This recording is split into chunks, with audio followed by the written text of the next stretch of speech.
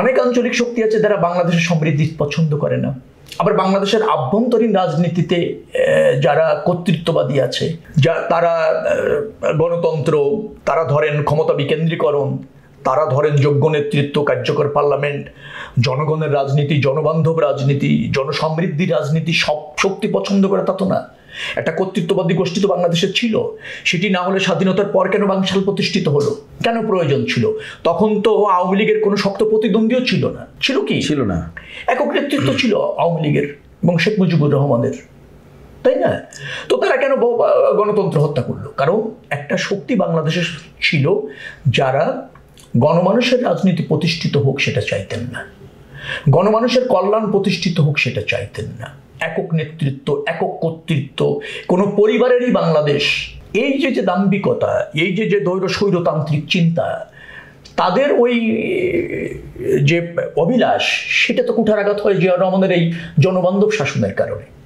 তো সেই শ্রেণীর মানুষকে তো আর রহিত করা যায়নি। চক্রান্তকারীরা সফল হয়েছে, সেদিন চক্রান্তকারীরা সফল হয়েছে, দেশ বিরোধী শক্তি সফল হয়েছে, আর দেশের মানুষ বঞ্চিত হয়েছে। দেশের কল্যাণ, দেশের সমৃদ্ধ স্থবির হয়ে পড়েছে তার হত্যার মধ্যে দিয়ে।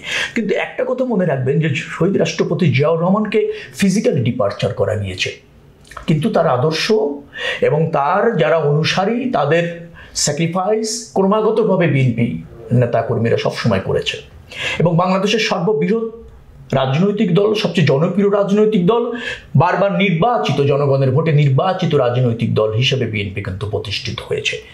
3.5 বছরের শাসন একটি রাজনৈতিক দলকে এতটা সমৃদ্ধ করেছে পৃথিবীর কোথাও আমার জানা নেই।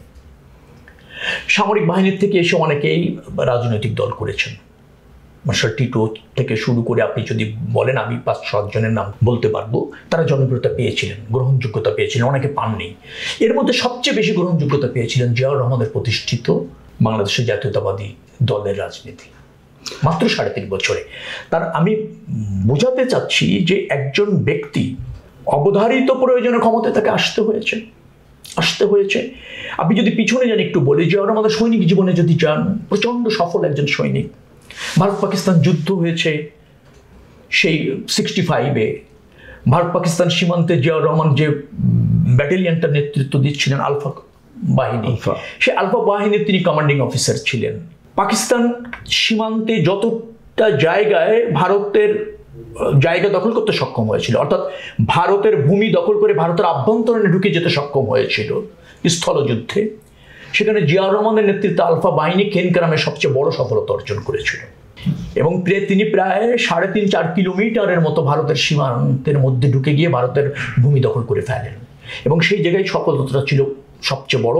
সীমান্তের অন্যান্য জায়গায় দুই দলেরই, দুই বাহিনীরই, দুই দেশেরই মুখোমুখি যুদ্ধ হচ্ছিল, কেউ কারো সীমান্তে খুব বেশি ঢুকতে সক্ষম হচ্ছিল না। কিন্তু জিয়াউর রহমানের নেতৃত্বে তার আলফা বাহিনী কেনগ্রামে ভারতের বড় একটা অংশ দখল করে ফেলে, যার ফলে ওই যুদ্ধ শেষে, যখন সিমলা চুক্তির মাধ্যমে ওই যুদ্ধ শেষ হয়ে যায়, সম্ভবত তাশখন্দ চুক্তির মাধ্যমে, একজাক্টলি আমার মনে পড়ছে না, তখন কিন্তু জিয়াউর রহমানকে পাকিস্তান সেনাবাহিনীর 2য় সর্বোচ্চ পুরস্কার দেওয়া হয়েছিল। আবার যখন দেখেন আপনি 70-এর নির্বাচনে আওয়ামী লীগ সংখ্যাগরিষ্ঠতা পায়, ইয়াহিয়া খান ক্ষমতা হস্তান্তরের গড়ামসি করেন, ভুট্টো অনীহা প্রকাশ করেন, যেটাকে বলা হয় জাতীয় পরিষদের যে অধিবেশন, সেটা 3রা মার্চ হবে, হঠাৎ করে 1 মার্চ ইয়াহিয়া খান সেটা বন্ধ করে দিলেন। আন্দোলন সংগ্রাম শুরু হওয়া প্রয়োজন ছিল, বাঙালি ফুঁসে উঠছিল, শেখ মুজিবুর রহমান গ্রেপ্তার হয়ে কারাগারে চলে যান। আওয়ামী লীগের অন্য জাতীয় নেতারা সব ভারতে পালিয়ে যান, পুরো জাতি কিংকর্তব্য বিমূঢ়। তিনি তখন ইস্ট বেঙ্গল রেজিমেন্টের 2nd ইন কমান্ড চিটাগাঙ্গে। আরও তো বড় সামরিক অফিসাররা ছিলেন, রাজনৈতিক নেতৃত্ব ছিলেন, কেউ তো এগিয়ে আসেননি।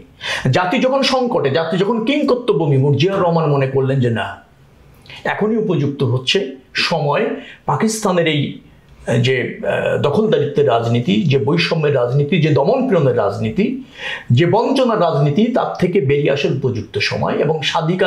এবং স্বাধীনতার কোনো বিকল্প তিনি দেখলেন না।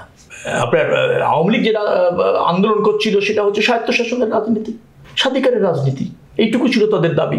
শেখ মুজিবুর রহমান নির্বাচিত হয়ে অবিভক্ত পাকিস্তানের প্রধানমন্ত্রী হতে চাইলেন, সেটাই ন্যায্য ছিল তার জন্য।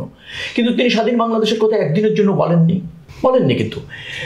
কিন্তু জিয়াউর রহমান দেখলেন যে এই জাতি কিংকর্তব্য বিমূঢ়, স্বাধীনতার কোনো বিকল্প নেই, তিনি কিন্তু স্বাধীনতার ঘোষণা দিলেন। এবং সশস্ত্র সংগ্রামে লিপ্ত হলেন, পুরো জাতি উজ্জীবিত হলো, যার যা আছে তাই নিয়ে কিন্তু সশস্ত্র সংগ্রামে লিপ্ত হলো। অর্থাৎ দেখবেন যে একটা রাজনৈতিক আন্দোলন চলছিল আওয়ামী লীগের, সেই রাজনৈতিক আন্দোলনকে একটা মানে জন আন্দোলন এবং জনযুদ্ধে পরিণত হলো কিন্তু জিয়াউর রহমানের আহ্বানে সাড়া দিয়ে মানুষ করলো, সশস্ত্র সংগ্রামে পরিণত হলো এবং তিনি আমরা স্বাধীন হলাম। স্বাধীন হওয়ার পর কি দেখলেন? স্বাধীন হওয়ার পর যিনি স্বাধীনতার ঘোষণা দিলেন, যার নেতৃত্বে মুক্তিযুদ্ধ হলো, ক্ষমতার লোভী ছিলেন? তিনি কি ক্ষমতার অংশ হতে চেয়েছেন? তিনি কিন্তু রাষ্ট্রের যে বাহিনী অর্থাৎ সশস্ত্র বাহিনীর তে আবার ফিরে গেলেন। সিনিয়রিটি হিসেবে তিনি কিন্তু সেনাপ্রধান হন, সেটার থেকেও তিনি বঞ্চিত হলেন, কিন্তু তিনি উপপ্রধান হিসেবে দায়িত্ব পালন করছিলেন। অর্থাৎ ক্ষমতার মোহ, নেতৃত্বের মর্যাদা, নেতৃত্বের লোভ, এটা জিয়াউর রহমানকে কখনো কিন্তু প্রলুব্ধ করেনি।